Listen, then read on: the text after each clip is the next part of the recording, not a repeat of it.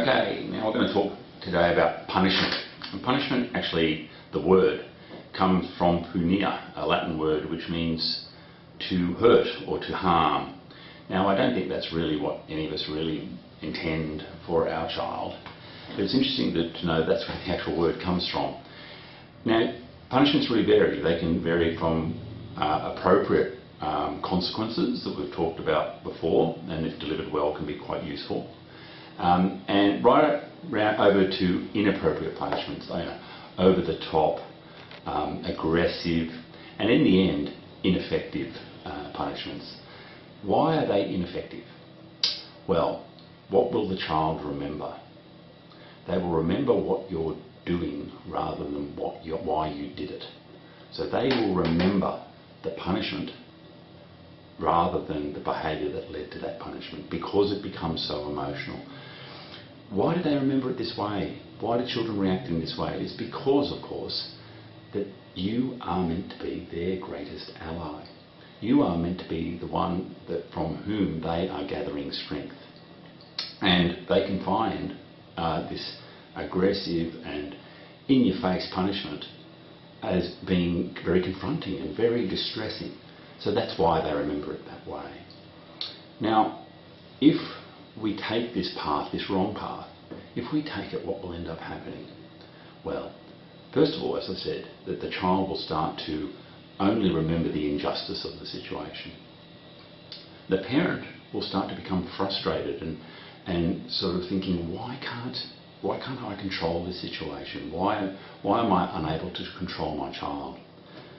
The child may become resentful and might even start playing up to it and saying, yeah, well, if you're going to treat me this way, then I'm going to behave worse.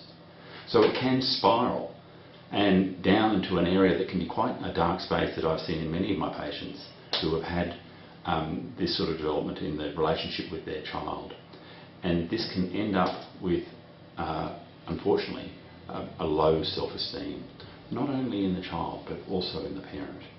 And so, of course, none of us want to be that place. We all want to turn it around. It can always be turned around. But the turnaround the change really needs to come from you, the adult in the relationship. So there is always a pathway out of that place. Now, finally, I'd like to talk about slapping or hitting, which of course is a huge topic and very often discussed. Slapping, an occasional slap on the backside, is not child abuse, and it's almost offensive to suggest it is. However, slapping can vary a lot in terms of the way it's done. And while it's not child abuse, it's also not a good idea. It just doesn't make any sense from what we know about child development and the relationship between children and parents. It doesn't work. That's why it's a silly thing to do. The reason why, there's three reasons why it doesn't work. And first of all, of course, it undermines unconditional love, which we've talked about before. That is, that concept that I respect and like you even when I know you've done something wrong. And so if we're hitting a child, that's not showing respect and the fact that we like them at that moment. And so that whole concept of unconditional love gets undermined. Secondly, it doesn't teach them what we want them to learn, which is, of course, that the behaviour was the wrong bit, that the behaviour led to this slapping.